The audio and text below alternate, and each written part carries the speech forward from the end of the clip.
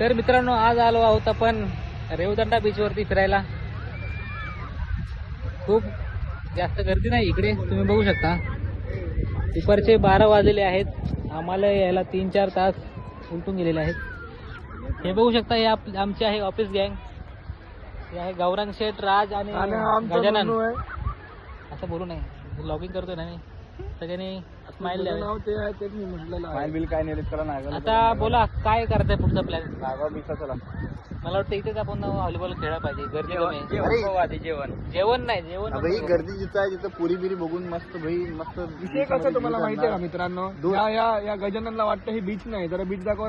1 minute तुम्हाला beach दाखवतो. हे बघा, खूप मोठा असा बीच आहे हा. पण काहींना माकडाला वाटतं की हा बीच नाहीये.